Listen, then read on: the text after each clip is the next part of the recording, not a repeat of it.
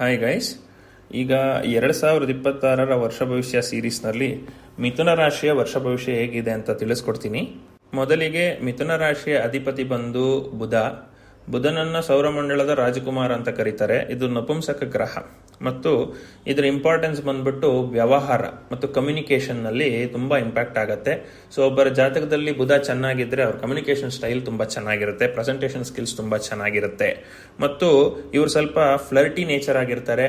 ಫ್ಲರ್ಟಿ nature ಹುಡುಗಿಯರ ವಿಚಾರದಲ್ಲಿ ಅಥವಾ ಹುಡುಗರ ವಿಚಾರದಲ್ಲಿ. ಅದು ಬಿಟ್ರೆ ಎಲ್ಲರ ಜೊತೆಗೂ ಚೆನ್ನಾಗಿ ಇನ್ವಾಲ್ವ್ ಆಗಿ ಮಾತಾಡ್ತಾರೆ. ಅವ್ರನ್ನ ಫಸ್ಟ್ ಟೈಮ್ ಭೇಟಿ ಮಾಡಿದ್ರು ಏನೋ 100 ಬಾರಿ ಭೇಟಿ ಮಾಡಿರೋರ ತರನೇ ಚೆನ್ನಾಗಿ ಮಾತಾಡಿಸ್ತಾರೆ. ಅದು ಇವರು ಸಹಜ ಗುಣ ಆಗಿರುತ್ತೆ. ಇನ್ನು ಮಿಥುನ ರಾಶಿಯವರ ಗುಣಲಕ್ಷಣಗಳ ಬಗ್ಗೆ ತಿಳ್ಕೋಬೇಕು ಅಂತಂದ್ರೆ ಕಂಪ್ಲೀಟ್ಲಿ ಡಿಟೇಲ್ ಆಗಿರೋ ವಿಡಿಯೋ ಚಾನೆಲ್ ನಲ್ಲಿ ಇದೆ, ಅದನ್ನು ನೋಡಿ ತಿಳ್ಕೊಳ್ಳಿ. ಈಗ 2026 ವರ್ಷ ಭವಿಷ್ಯದ ಬಗ್ಗೆ ಹೇಳ್ತೀನಿ. ಒಂದೊಂದು ಗ್ರಹಗಳ ಇಂಪ್ಯಾಕ್ಟ್ ಹೇಳ್ತೀನಿ, ಕೊನೆಗೆ ಸಮರೈಸ್ ಮಾಡ್ತೀನಿ. ಸೊ ಕಂಪ್ಲೀಟ್ ವಿಡಿಯೋ ನೋಡಿದ್ರೆ ತುಂಬಾ ಒಳ್ಳೆಯದು. ಇನ್ನು ಫಸ್ಟ್ಗೆ ಚಂದ್ರ ನಿಮ್ಮ 12ನೇ ಮನೆಯಲ್ಲಿ ಸ್ಥಿತನಾಗಿರ್ತಾನೆ. 12ನೇ ಮನೆಯಲ್ಲಿ ಚಂದ್ರ ಒಳ್ಳೆ ಗೋಚಾರ ಅಲ್ಲ. ಸೊ ಇದರಿಂದ ಏನ್ ಹೇಳ್ಬೋದು ಅಂದ್ರೆ ಸ್ವಲ್ಪ ಖರ್ಚುಗಳು ಜಾಸ್ತಿ ಆಗತ್ತೆ, ಅನವಶ್ಯಕ ಖರ್ಚುಗಳು, ಎಸ್ಪೆಷಲಿ ಹುಡುಗಿಯರಿಗಾಗಿ ಖರ್ಚು ಅಂದ್ರೆ ತಾಯಿಗಾಗಿ ಖರ್ಚಾಗ್ಬೋದು, ಸಂಗಾತಿಗಾಗಿ ಖರ್ಚಾಗ್ಬೋದು, ಗರ್ಲ್ ಫ್ರೆಂಡ್ ಅದಕ್ಕಾಗಾದ್ರೂ ಖರ್ಚಾಗ್ಬೋದು, ಅಥವಾ ಹನಿ ಟ್ರ್ಯಾಪ್ ಅಲ್ಲಿ ಕೂಡ ಸಿಕ್ಕಾಕೊಳ್ಬಹುದು. ಸೊ ಲೇಡೀಸ್ ಇಂದ ಸ್ವಲ್ಪ ಕಂಟಕ ಮತ್ತು ಖರ್ಚು ಅಂತ ಹೇಳಬಹುದು. ಮತ್ತು ತುಂಬಾ ಇಮ್ಯಾಜಿನರಿ ಫೀಲಿಂಗ್ ಇರುತ್ತೆ. ಅಂದ್ರೆ ಯಾವ ರೀತಿ ಅಂತಂದ್ರೆ ಭ್ರಮಾಸ್ಥಿತಿಯಲ್ಲಿ ಇರ್ತೀರಿ, ತುಂಬಾ ಇಮ್ಯಾಜಿನೇಷನ್ ಮಾಡ್ಕೊಳ್ತಾ ಇರ್ತೀರಿ. ಆದ್ರೆ ಇಮ್ಯಾಜಿನೇಷನ್ಗೆ ಮತ್ತು ಇಲ್ಯೂಷನ್ಗೆ ಮಧ್ಯೆ ಒಂದು ಸಣ್ಣ ಲೈನ್ ಇದೆ. ಅದನ್ನ ದಾಟಿ ಹೋದ್ರೆ ಹುಚ್ಚುರು ಅನ್ಸ್ಕೊಳ್ತೀರಿ, ಅದರ ಒಳಗೆ ಇದ್ರೆ ಕ್ರಿಯೇಟಿವ್ ಪರ್ಸನ್ ಅಂತ ಅನ್ನಿಸ್ಕೊಳ್ತೀರಿ. ಸೊ ನಿಮ್ಮ ಕ್ರಿಯೇಟಿವಿಟಿ ಇರ್ಲಿ, ಅನವಶ್ಯಕ ಭ್ರಮಾಸ್ಥಿತಿ ಬೇಡ ಅಂತ ಹೇಳಬಹುದು. ಇನ್ನು ನೆಕ್ಸ್ಟ್ ಸೂರ್ಯ ಬಂದು ನಿಮ್ಮ 7ನೇ ಮನೆಯಲ್ಲಿರ್ತಾನೆ. 7ನೇ ಮನೆಯ ಗೋಚಾರ ಸೂರ್ಯನಿಗೆ ಒಳ್ಳೆಯ ಗೋಚಾರ ಅಲ್ಲ. ಸಂಗಾತಿಯೊಂದಿಗೆ ಸ್ವಲ್ಪ ಕಲಹಗಳಾಗಬಹುದು. Partner, any type of partner, life partner ಆದ್ರೂ ಆಗಿರ್ಬೋದು, ಬಿಸ್ನೆಸ್ ಪಾರ್ಟ್ನರ್ ಆದ್ರೂ ಆಗಿರ್ಬೋದು, ಅಲ್ಲಿ ಸ್ವಲ್ಪ ಸಮಸ್ಯೆಗಳಾಗಿ ಅದರಿಂದ ಅನವಶ್ಯಕ ಖರ್ಚುಗಳು ಮತ್ತು ಒಂದು ನೆಮ್ಮದಿ ಹಾಳಾಗುವಂತ ಸಾಧ್ಯತೆ ಇರುತ್ತೆ. ಈಗಷ್ಟೇ ಹೇಳಿದೆ, ಚಂದ್ರನಿಂದ ಹುಡುಗಿಯರಿಂದ ಖರ್ಚಾಗಬಹುದು, ಹುಡುಗಿಯರಿಗಾಗಿ ಖರ್ಚಾಗಬಹುದು ಅಂತ. ಸೊ ಸಂಗಾತಿಯ ಜೊತೆ ಏನನ್ನ ಸಣ್ಣ ಪುಟ್ಟ ಜಗಳನ ಸರಿಯಾಗಿ ಸಾಲ್ವ್ ಮಾಡ್ಕೊಳ್ಳದೆ ಹೋದ್ರೆ ಡಿವೋರ್ಸ್ ಹಂತಕ್ಕೂ ತಲುಪಿ ಕೋರ್ಟು ಕಚೇರಿ ಅಂತ ಅಲೆದು ಮೇಂಟೆನೆನ್ಸ್ ಕೊಡೋ ಹಂತಕ್ಕೆ ಬಂದರೂ ಆಶ್ಚರ್ಯ ಇಲ್ಲ. ಆ ಕಾರಣದಿಂದ ನೀವು ಮಾತಾಡುವಾಗ ಸ್ವಲ್ಪ ಡಾಮಿನೆಂಟ್ ಆಗಿ ಮಾತಾಡೋದನ್ನ ಕಡಿಮೆ ಮಾಡಿ, ಆಪೋಸಿಟ್ ಪರ್ಸನ್ಗೂ ಅರ್ಥ ಆಗೋ ರೀತಿ ಮಾತಾಡಿದ್ರೆ ತುಂಬಾ ಒಳ್ಳೆಯದು. ಇನ್ನು ಬಿಸ್ನೆಸ್ ಪಾರ್ಟ್ನರ್ ವಿಚಾರಕ್ಕೆ ಬಂದ್ರೆ, ನೀವ್ ಹೇಳೋದೇ ಸರಿ ಅಂತ ಮಾತಾಡೋದು ತಪ್ಪಾಗುತ್ತೆ. ನೀವ್ ಹೇಳೋದು ಸರಿಯಾಗೇ ಇರಬಹುದು, ಆದ್ರೆ ನೀವು ಹೇಳುವ ರೀತಿ ಅರ್ಥ ಮಾಡ್ಕೊಳ್ಳೋ ರೀತಿ ಇರಬೇಕು, ಅಕ್ಸೆಪ್ಟಬಲ್ ಆಗಿರಬೇಕು. ಆ ರೀತಿ ಕಮ್ಯುನಿಕೇಟ್ ಮಾಡೋದನ್ನ ಕಲಿತ್ರೆ ತುಂಬಾ ಒಳ್ಳೆಯದು ಅಂತ ಹೇಳ್ತೀನಿ. ಇನ್ನು ನೆಕ್ಸ್ಟ್, ಗುರು ನಿಮ್ಮ ಜನ್ಮ ರಾಶಿಯಲ್ಲೇ ಇದ್ದಾನೆ, ಮಿಥುನ ರಾಶಿಯಲ್ಲೇ ಇದ್ದಾನೆ. ಮಾತೇ ಇದೆ, ಜನ್ಮ ಗುರು ನರೋ ದುಃಖಂ ಅಂತ. ಸೊ ಸ್ವಲ್ಪ ಮೈಕೈ ನೋವಿರುತ್ತೆ ಮತ್ತು ಸ್ವಲ್ಪ ತೂಕ ಹೆಚ್ಚಾಗುವ ಸಾಧ್ಯತೆ ಇರುತ್ತೆ, ಗ್ಯಾಸ್ಟ್ರಿಕ್ ಸಮಸ್ಯೆ ಜಾಸ್ತಿ ಆಗುವ ಸಾಧ್ಯತೆ ಇರುತ್ತೆ. ಗುರು ಇರೋ ಮನೆ ಚೂರು, ನೋಡೋ ಮನೆ ಜೋರು. 7ನೇ ಮನೆಗೆ ದೃಷ್ಟಿ ಆಗ್ತಾನೆ. ಸೂರ್ಯ 7ನೇ ಮನೆಯಲ್ಲಿರೋದ್ರಿಂದ ಸಂಗಾತಿ ವಿಚಾರದಲ್ಲಿ ಸ್ವಲ್ಪ ಸಮಸ್ಯೆ ಅಂತ ಹೇಳದ್ನಲ್ಲ, ಅದರಲ್ಲಿ ಸ್ವಲ್ಪ ಗುರು ಮಿಟಿಗೇಟ್ ಮಾಡ್ತಾನೆ ಆ ಪ್ರಾಬ್ಲಮ್ಸ್ನ. 7ನೇ ಮನೆಗೆ ದೃಷ್ಟಿ ಹಾಕೋ ಕಾರಣ ತಲೆನೇ ಹೋಗ್ಬೇಕಾಗಿರುವಂಥದ್ದು ಸ್ವಲ್ಪ ಕಮ್ಮಿ ಎಫೆಕ್ಟ್ ಆಗಿ ದೊಡ್ಡ ಸಮಸ್ಯೆ ಆಗ್ಬೇಕಾಗಿರೋದು ಸಣ್ಣ ಸಮಸ್ಯೆಯಲ್ಲಿ ಸಾಲ್ವ್ ಆಗುವಂತ ಚಾನ್ಸಸ್ ಇರುತ್ತೆ. ಹಂಗಂತ ಅನ್ಬಿಟ್ಟು ಗುರು ಅದನ್ನ ಬೆನಿಫಿಟ್ ಮಾಡ್ತಾನೆ ಅಂತ ನೀವು ಅದೇ ದರ್ಪ ಕಂಟಿನ್ಯೂ ಮಾಡಿದ್ರೆ ಅದು ಆಗೋದಿಲ್ಲ. ಇನ್ನು ಜನ್ಮ ರಾಶಿಯಲ್ಲೇ ಗುರು ಇರೋದ್ರಿಂದ ಒಂದು ವ್ರತ ತಿರುಗಾಟ, ಬೇಡದೆ ಇರುವಂತ ವಿಚಾರಗಳಲ್ಲಿ ಓಡಾಟ, ಉಪಯೋಗ ಆಗದೆ ಇರೋ ವಿಚಾರದಲ್ಲಿ ಓಡಾಟ ಮತ್ತು ಸ್ವಲ್ಪ ಒತ್ತಡ ಜಾಸ್ತಿ ಇರುತ್ತೆ. ನಿಮ್ಮ ಮೇಲೆ ಒತ್ತಡದಿಂದ ಸುಮ್ಮನೆ ಆರೋಗ್ಯ ಸಮಸ್ಯೆಗಳು ಆಗೋ ಚಾನ್ಸಸ್ ಜಾಸ್ತಿ ಇರುತ್ತೆ. ಆಯ್ತಾ? ಇನ್ನು ನೆಕ್ಸ್ಟ್ ಶುಕ್ರನ ಗೋಚಾರಕ್ಕೆ ಬಂದ್ರೆ, ಶುಕ್ರ ಕೂಡ ನಿಮ್ಮ 7ನೇ ಮನೆಯಲ್ಲಿ ಗೋಚಾರ ಮಾಡ್ತಾನೆ. ಶುಕ್ರನಿಗೆ 7ನೇ ಮನೆಯ ಗೋಚಾರ ಒಳ್ಳೆಯದಲ್ಲ. ನೀವು ಸಾಮಾನ್ಯವಾಗಿ ತಿಳ್ಕೋಬೇಕು, ಪ್ರೀತಿ ವಿಚಾರದಲ್ಲಿ ಅಂತಂದ್ರೆ ಶುಕ್ರನನ್ನೇ ಜಾಸ್ತಿ ನೋಡ್ತಾರೆ ಅಂತ ಅನ್ಬಿಟ್ಟು 7ನೇ ಮನೆ ಬಂದ್ಬಿಟ್ಟು ಮದುವೆ ವಿಚಾರಗಳಲ್ಲೇ ತಿಳ್ಕೊತಾರೆ ಅನ್ಬಿಟ್ಟು ಶುಕ್ರ ಅಲ್ಲಿ ಸುಖವಾಗಿರ್ತಾನೆ ಅಂತ ಅಲ್ಲ. 7ನೇ ಮನೆಯ ಗೋಚಾರ ಶುಕ್ರನಿಗೆ ಒಳ್ಳೆಯದಲ್ಲ. ಅತಿಯಾದ ಪ್ರೀತಿ, ಸಂಗಾತಿ ಜೊತೆ ಅತಿಯಾದ ಒಂದು ಪ್ರೀತಿಯ ವರ್ತನೆಯಿಂದ ಅವರು ನಿಮ್ಮ ತಲೆ ಮೇಲೆ ಕೂತ್ಕೊಳ್ಳುವಂಥ ಚಾನ್ಸಸ್ ಇರುತ್ತೆ.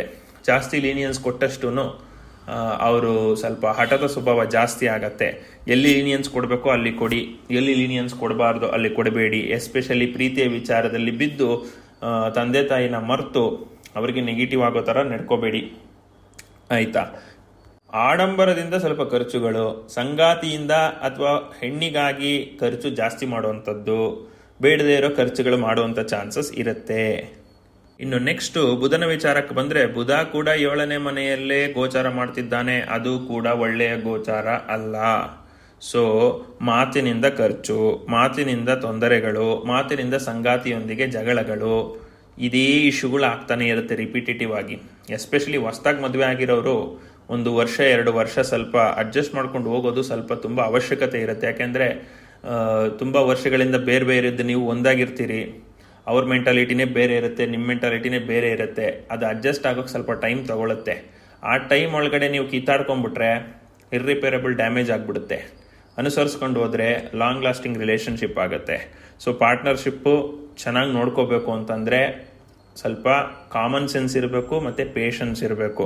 ಅದೆರಡೂ ಇಲ್ಲ ಅಂತಂದರೆ ಖಂಡಿತವಾಗ್ಲೂ ಅದು ಯಾವ ಪಾರ್ಟ್ನರ್ಶಿಪ್ ಆದರೂ ಆಗಲಿ, ಪರ್ಸ್ನಲ್ ಆದರೂ ಆಗಲಿ, ಪ್ರೊಫೆಷನಲ್ ಆದರೂ ಆಗಲಿ, ಅದು ಉಳಿಯೋದಿಲ್ಲ. ಸೊ ಮಾತಿನಲ್ಲಿ ಹಿಡಿತಾ ಇರಬೇಕು. ಇನ್ನು ನೆಕ್ಸ್ಟು ಶನಿ ನಿಮ್ಮ 10ನೇ ಮನೆಯಲ್ಲಿ ಗೋಚಾರ ಮಾಡ್ತಾನೆ.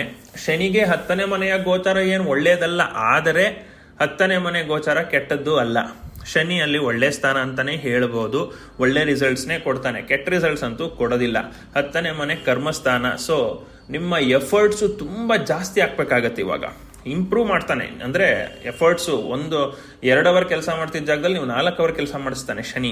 ಆದರೆ ಈಗ ಮಾಡಿಸಿದ್ರು ಕೂಡ 2028ಕ್ಕೆ 11ನೇ ಮನೆಗೆ ಬರ್ತಾನಲ್ಲ, ಇದರ ರಿವಾರ್ಡ್ಸ್ ಎಲ್ಲವನ್ನು ಆವಾಗ ಕೊಡ್ತಾನೆ. ಸೊ ನೀವು ಏನೇ ಕೆಲಸ ಮಾಡಿದ್ರು, ಅವಶ್ಯಕತೆ ಇರುವಂಥ ಕೆಲಸ ಏನೇ ಮಾಡಿದ್ರು ಕೂಡ ಅದಕ್ಕೆ ಈಗ ರಿಸಲ್ಟ್ ಸಿಕ್ಕಿಲ್ಲ ಅಂದರೂ ಅದು ನಿಮಗೆ ಲಾಂಗ್ ಟರ್ಮಲ್ಲಿ ಬೆನಿಫಿಟ್ ಮಾಡುವಂಥ ಚಾನ್ಸಸ್ ಇರುತ್ತೆ. ಸೊ ಆ ವಿಚಾರದಲ್ಲಿ ಶ್ರದ್ಧೆ ಭಕ್ತಿಯಿಂದ ಹಾರ್ಡ್ ವರ್ಕ್ ಮಾಡಿ, ಅದರಲ್ಲಿ ಯಾವುದೇ ರೀತಿ ಅನುಮಾನ ಬೇಡ. ಪ್ರೆಷರ್ ಸ್ವಲ್ಪ ಇರುತ್ತೆ, ಸ್ವಲ್ಪ ರೆಕಗ್ನಿಷನ್ ಸಿಗುತ್ತೆ. ಹಾರ್ಡ್ ವರ್ಕಿಂಗ್ ಪರ್ಸನ್ ಅಂತ ರೆಕಗ್ನಿಷನ್ ಸಿಗುತ್ತೆ, ಅಪ್ರಿಸಿಯೇಷನ್ ಸಿಗುತ್ತೆ ಸೀನಿಯರ್ಸ್ ಕಡೆಯಿಂದ. ಇನ್ನು ರಾಹು ನಿಮ್ಮ 9ನೇ ಮನೆಯಲ್ಲಿ ಗೋಚಾರ ಮಾಡ್ತಿದ್ದಾನೆ. ಇದು ಒಳ್ಳೆಯ ಗೋಚಾರ ಅಲ್ಲ. ಸ್ವಲ್ಪ ಮರ್ಯಾದೆ ನಷ್ಟ ಆಗಬಹುದು, ಸ್ವಲ್ಪ ಆಸ್ತಿ ನಷ್ಟ ಆಗಬಹುದು, ಇರುವ ಆಸ್ತಿಗಳ ಮೇಲೆ ಸುಳ್ಳು ಕೇಸುಗಳಾಗ್ಬೋದು ಯಾರಾದರೂ, ಮತ್ತು ಫಾರಿನ್ ಕಂಟ್ರಿಯಿಂದ ಬರ್ತಿದ್ದ ಲಾಭ ನಿಂತು ಹೋಗ್ಬೋದು. ಅಂದರೆ ಈಗ ಅಥವಾ ಬರುವ ಲಾಭ ನಿಂತು ಹೋಗ್ಬೋದು. ಎಷ್ಟೋ ಜನ ವೀಸಾ ಎಕ್ಸ್ಪೆಕ್ಟ್ ಮಾಡ್ತಿರ್ತೀರ, ಸಡನ್ ಆಗಿ ವೀಸಾ ಏನೋ ಪ್ರಾಬ್ಲಮ್ ಆಗಿ ಕ್ಯಾನ್ಸಲ್ ಆಗಿಬಿಡುತ್ತೆ. ಆಲ್ರೆಡಿ 1-2 ಸತಿ ಹೋಗಿ ಬಂದಿರ್ತೀರ ಆನ್ ಸೈಟ್ಗೆ, ಕೂಲಿಂಗ್ ಪೀರಿಯಡ್ ನಂತರ ತಿರ್ಗಾ ಹೋಗ್ಬೇಕು ಅಂತ ತಿಳ್ಕೊಂಡಿರ್ತೀರ, ಹೋಗೋದು ಕ್ಯಾನ್ಸಲ್ ಆಗುವಂಥ ಚಾನ್ಸಸ್ ಇರುತ್ತೆ. ಆ ವಿಚಾರದಲ್ಲಿ ಜಾಸ್ತಿ ಸ್ಟ್ರೆಸ್ ಮಾಡ್ಕೊಳ್ಳೋ ಅವಶ್ಯಕತೆ ಇಲ್ಲ. ಆಗೋದೆಲ್ಲ ಒಳ್ಳೇದಕ್ಕೆ ಅಂತ ಸುಮ್ಮನೆ ಇದ್ರೆ ತುಂಬ ಒಳ್ಳೆಯದು. ಇನ್ನು ಕೇತು ನಿಮ್ಮ 3ನೇ ಮನೆಯಲ್ಲಿ ಗೋಚಾರ ಮಾಡ್ತಾನೆ. ಇದು ಒಳ್ಳೆಯ ಗೋಚಾರ. ಕಮ್ಯುನಿಕೇಷನಿಂದ ಲಾಭ ಉಂಟು. ಆಗಲೇ ಹೇಳಿದೆ, ಕಮ್ಯುನಿಕೇಷನಿಂದ ಸ್ವಲ್ಪ ಸಮಸ್ಯೆಗಳು ಉಂಟು, ಎಚ್ಚರವಾಗಿರಿ ಅಂತ. ತಾಳ್ಮೆಯಿಂದ ವರ್ತಿಸಿ ಆಮೇಲೆ ಕಮ್ಯುನಿಕೇಟ್ ಮಾಡಿದ್ರೆ ಖಂಡಿತವಾಗ್ಲೂ ಲಾಭ ಇದೆ. ಏನೇ ಒಂದು ಮಾತಾಡಬೇಕು ಅಂತಂದ್ರೂ 5 ಸೆಕೆಂಡ್ ಬ್ರೇಕ್ ತಗೊಂಡು ಯೋಚನೆ ಮಾಡಿ ಕಾಮ್ ಅಂಡ್ ಕಂಪೋಸ್ಡ್ ಆಗಿ ಮಾತಾಡಿ, ಆವಾಗ ನಿಮಗೆ ಬೆನಿಫಿಟ್ಸ್ ಆಗತ್ತೆ. ಆಯ್ತಾ? ಒಡ ಹುಟ್ಟಿದವರಿಂದ ಹಣ ಸಹಾಯ ಆಗಬಹುದು, ಒಡ ಹುಟ್ಟಿದವರಿಂದ ಆಸ್ತಿ ಸಹಾಯ ಆಗಬಹುದು, ಒಡ ಹುಟ್ಟಿದವರಿಗೆ ಆಸ್ತಿ ಕೊಡುವ ಯೋಗ ಇದೆ, ಒಡ ಹುಟ್ಟಿದವರಿಂದ ಹುಟ್ಟಿದವರಿಗೆ ಬೆನಿಫಿಟ್ ಮಾಡುವಂಥ ಯೋಗ ಖಂಡಿತವಾಗ್ಲೂ ಇದೆ. ಧೈರ್ಯ ಚೆನ್ನಾಗಿರುತ್ತೆ, ಪೇಷನ್ಸ್ ಡೆವಲಪ್ ಆಗುತ್ತೆ. ಸೊ ನಮ್ಮ ಜೀವನದಲ್ಲಿ ನಾವು ಅಂದ್ಕೊಂಡಿದ್ದು ನಡೀತಾ ಇಲ್ಲ ಅಂತ ಅಂದಾಗ ಫಸ್ಟ್ ಫ್ರಸ್ಟ್ರೇಷನ್ ಆಗುತ್ತೆ. ಅದೇ ಕಂಟಿನ್ಯೂ ಆಗಿದ್ರೆ ಅದಾದ್ಮೇಲೆ ನಮಗೆ ಪೇಷನ್ಸ್ ಬೆಳೆಯುತ್ತೆ. ನೀವು ಆ ಫೇಸಲ್ಲಿ ಇದ್ದೀರಿ. ಸೊ ಸ್ವಲ್ಪ ತಾಳ್ಮೆಯಿಂದ ವರ್ತಿಸೋದು ನೋಡಿ, ಬಾಯಿ ಮುಂದೆ ಮಾಡಬೇಡಿ. ಇನ್ನು ಕೊನೆಯದಾಗಿ ಕುಜ ನಿಮ್ಮ 7ನೇ ಮನೆಯಲ್ಲಿ ಗೋಚಾರ ಮಾಡ್ತಿದ್ದಾನೆ. ನೋಡಿ, ಸೂರ್ಯ, ಕುಜ, ಶುಕ್ರ ಮತ್ತು ಬುಧ ಇವರಿಷ್ಟು ಜನ 7ನೇ ಮನೆಯಲ್ಲಿ ಗೋಚಾರ ಮಾಡ್ತಿದ್ದಾರೆ. ಮತ್ತು ಇಷ್ಟು ಜನರಿಗೆ ಅದು ಒಳ್ಳೆಯ ಗೋಚಾರ ಅಲ್ಲ. ಸೊ ಸಂಸಾರದ ವಿಚಾರದಲ್ಲಿ ತಾಪತ್ರಯ ಖಂಡಿತವಾಗ್ಲೂ ಕಾಣಿಸ್ತಾ ಇದೆ. ಎಷ್ಟೋ ವಿಚಾರಗಳಲ್ಲಿ ಪೊಲೀಸ್ ಕೇಸ್ಗಳೇ ಮಾಡ್ಕೊಂಡ್ಬಿಡ್ತಾರೆ. ಬೇಡದೇ ಇರೋ ಕೆಲಸಕ್ಕೆ ಮದುವೆ ಆಗಿ ಏನೋ ಒಂದು ಸಣ್ಣ ಪುಟ್ಟ ಸಮಸ್ಯೆ ಆಗಿದ್ ಕೂಡಲೇ ಡೌರಿ ಹರಾಸ್ಮೆಂಟ್ ಅಂತ ಹೆಣ್ಮಕ್ಳು ಕೇಸ್ ಹಾಕ್ಬಿಡ್ತಾರೆ, ಅಥವಾ ಗಂಡಂದ್ರು ಬೇಡ ಹೋಗುವಂತ ಡಿವೋರ್ಸ್ಗೆ ಅಪ್ಲೈ ಮಾಡ್ಕೊಂಡು ಕುತ್ಕೊಂಡ್ಬಿಡ್ತಾರೆ. ಈ ರೀತಿ ಸಮಸ್ಯೆಗಳಾಗತ್ತೆ. ಒಡೆದಾಟ ಬಡದಾಟ ಕೂಡ ಆಗುವ ಚಾನ್ಸಸ್ ಇದೆ. ಭೂಮಿಯ ವಿಚಾರದಲ್ಲಿ ಕಲಹ ಆಗುವ ಚಾನ್ಸಸ್ ಇರುತ್ತೆ. ಮತ್ತು ರಿಯಲ್ ಎಸ್ಟೇಟ್ ಏಜೆಂಟ್ಗಳಿಗೆ ಸ್ವಲ್ಪ ತೊಂದರೆಗಳಾಗೋ ಚಾನ್ಸಸ್ ಇರುತ್ತೆ. ಯಾರು ನಿಮ್ಗೆ ಅಗ್ರಿಮೆಂಟ್ ಮಾಡಿಕೊಟ್ಟಿರ್ತಾರೆ ಅವರು ಮಾತು ಉಳಿಸ್ಕೊಳ್ಳೋದಿಲ್ಲ. ಅಗ್ರಿಮೆಂಟ್ ಅಲ್ಲಿ ಇರೋದೇ ಒಂದು, ಈಗ ರೇಟ್ ಜಾಸ್ತಿ ಆಗಿದೆ ಜಮೀನು, ನಿನ್ನ ಅಗ್ರಿಮೆಂಟ್ ಅಡ್ವಾನ್ಸ್ ವಾಪಸ್ ಕೊಡ್ತೀನಿ, ಅಗ್ರಿಮೆಂಟ್ ಕ್ಯಾನ್ಸಲ್ ಮಾಡ್ಕೊಳ್ಳೋಣ, ಈ ರೀತಿ ಬರುತ್ತೆ. ಸೊ ಸ್ವಲ್ಪ ತಾಳ್ಮೆಯಿಂದ ವರ್ತಿಸಿ, ಜಬರ್ದಸ್ತಿ ಮಾಡಕ್ ಹೋಗಬೇಡಿ. ಕಾನೂನು ಇದೆ, ಕಾನೂನು ಪ್ರಕಾರ ಹೋಗಿ, ನಿಧಾನ ಆದ್ರೂ ಕಾನೂನಲ್ಲಿ ನಿಮಗೆ ಜಯ ಸಿಗತ್ತೆ. ಬಟ್ ನೀವೇನಾದ್ರೂ ಕೋಪದಲ್ಲಿ ಅವ್ರಿಗೇನ ಹೊಡೆಯೋದು ಬಡಿಯೋದು ಮಾಡಿ ಅಥವಾ ಜಗಳಗಳಾದ್ರೆ ನಿಮ್ಮ ಮೇಲೆ ಕೇಸ್ ಆಗತ್ತೆ, ಪೊಲೀಸರಿಂದ ತೊಂದರೆ ಆಗತ್ತೆ. ಸೊ ಈ ವಿಚಾರದಲ್ಲಿ ಎಚ್ಚರಿಕೆ ಇರಬೇಕು. ಮತ್ತು ಮೂಳೆಗಳಿಗೆ ಪೆಟ್ಟು ಬೀಳುವಂತ ಸಾಧ್ಯತೆ ಇರುತ್ತೆ, ಎಚ್ಚರವಾಗಿರಿ. ಇದಿಷ್ಟು 2026 ವರ್ಷ ಭವಿಷ್ಯ ಮಿಥುನ ರಾಶಿಗೆ. ಓವರ್ ಆಲ್ ಆಗಿ ಹೇಳಬೇಕು ಅಂತಂದ್ರೆ ಕೆಲಸದಲ್ಲಿ ಏಳಿಗೆ ಇದೆ, ಬೇರೆ ಎಲ್ಲಾ ವಿಚಾರದಲ್ಲೂ ಒತ್ತಡ ಇರುತ್ತೆ. ಎಚ್ಚರಿಕೆ ಆಗಿರ್ಬೇಕಾಗಿರೋದು ಅಂತಂದ್ರೆ ಪಾರ್ಟ್ನರ್ಶಿಪ್, ಅದು ಲವ್ ಆದ್ರೂ ಆಗಿರ್ಬೋದು, ಬಿಸ್ನೆಸ್ ಪಾರ್ಟ್ನರ್ಶಿಪ್ ಆದ್ರೂ ಆಗಿರ್ಬೋದು. ಬೇಡದೇ ಇರೋ ಕೆಲಸ ಮಾಡಿಕೊಂಡು ಕೋಪಕ್ಕೆ ಬುದ್ಧಿ ಕೊಟ್ಟು ತೊಂದರೆ ಮಾಡ್ಕೋಬೇಡಿ, ತಾಳ್ಮೆಯಿಂದ ವರ್ತಿಸಿ. ಯಾರಾದರೂ ನಿಮಗೆ ಬೈದ್ಬಿಟ್ಟು ಸರಿ ಆಯಿತು ನಿನ್ನ ಬೈದು ದೊಡ್ಡವನಾಗಪ್ಪ ಅಂತ ಅಂದ್ಬಿಟ್ಟು ತಾಳ್ಮೆ ವಹಿಸಿದ್ರೆ ತುಂಬ ಒಳ್ಳೆಯದು, ಆಯಿತಾ. ಮತ್ತು ಇನ್ನೊಂದೇನು ಅಂತಂದರೆ, ಇದು ಜನರಲ್ ಪ್ರಿಡಿಕ್ಷನ್ಸ್ ಆಗಿರುತ್ತೆ. ನಿಮ್ಮ ಜಾತಕ ಅಥವಾ ಇನ್ನೊಬ್ಬರ ಜಾತಕಕ್ಕೆ ಸ್ಪೆಸಿಫಿಕ್ ಪ್ರಿಡಿಕ್ಷನ್ಸ್ ಇರೋದಿಲ್ಲ. ನಿಮ್ಮ ಜಾತಕದಲ್ಲಿ ಗ್ರಹಗಳ ಪರಿಸ್ಥಿತಿ ಅನುಗುಣವಾಗಿ ನೀವು ರಿಸಲ್ಟ್ಸ್ನ ನೋಡ್ಕೊಳ್ಬೇಕಾಗತ್ತೆ. ಎಷ್ಟೋ ರೆಮಿಡಿಗಳ ಅವಶ್ಯಕತೆ ಇರುತ್ತೆ. ಮೇಜರ್ ಆಗಿ ಹೇಳಬೇಕು ಅಂತಂದರೆ ಪಿತೃಶಾಪ ಇರುತ್ತೆ, ಪಿತೃದೋಷ ಇರುತ್ತೆ, ಮತ್ತು ಚಂಡಾಳ ಕನ್ಯಾ ದೋಷ ಇರ್ಬೋದು, ಗುರು ಚಂಡಾಳ ದೋಷ ಇರ್ಬೋದು, ಮತ್ತು ನಾಗದೋಷ ಇರ್ಬೋದು, ಕಾಳಸರ್ಪ ದೋಷ ಇರ್ಬೋದು. ಇವೆಲ್ಲ ಇರುವ ಸಾಧ್ಯತೆ ಇದ್ದೇ ಇರುತ್ತೆ ಅಂತ ಹೇಳ್ತಿಲ್ಲ, ಇರಬಹುದು. ಎಸ್ಪೆಷಲಿ ಪಿತೃದೋಷ ಪಿತೃಶಾಪ ಇದ್ರೆ ಏನಾಗುತ್ತೆ ಅಂದರೆ ಎಲ್ಲ ಕೆಲಸಗಳು 99% ಆಗುತ್ತೆ, ಕೊನೆಗೆ ನಿಂತೋಗುತ್ತೆ. ಸೊ ಇದನ್ನ ಚೆಕ್ ಮಾಡ್ಕೋಬೇಕು ಅಂತಂದ್ರೆ ನುರಿತ ಜ್ಯೋತಿಷಿಗಳ ಹತ್ರ ನೀವು ನಿಮ್ಮ ಜನ್ಮ ಜಾತಕ ಪರಿಶೀಲನೆ ಮಾಡಿಸ್ಕೊಂಡು ಪರಿಹಾರಗಳ ಅವಶ್ಯಕತೆ ಇದ್ರೆ ಮಾಡಿಕೊಂಡ್ರೆ ನಿಮ್ಮ ಜೀವನ ಒಳ್ಳೆ ರೀತಿ ನಡೆಯೋ ಚಾನ್ಸಸ್ ಇರುತ್ತೆ. ಸೊ ನಾನು ಕೂಡ ಜನ್ಮ ಜಾತಕ ಪರಿಶೀಲನೆ ಮಾಡಿಕೊಡ್ತೀನಿ. ನಿಮಗೆ ಅವಶ್ಯಕತೆ ಇದ್ದಲ್ಲಿ ಸ್ಕ್ರೀನ್ ಮೇಲೆ ಕಾಣ್ತಿರೋ ನಂಬರ್ ಅಥವಾ ಇಮೇಲ್ ಮೂಲಕ ನನ್ನನ್ನು ಕಾಂಟ್ಯಾಕ್ಟ್ ಮಾಡ್ಬೋದು. Thank you very much. Hi guys, ಈಗ 2026 ವರ್ಷ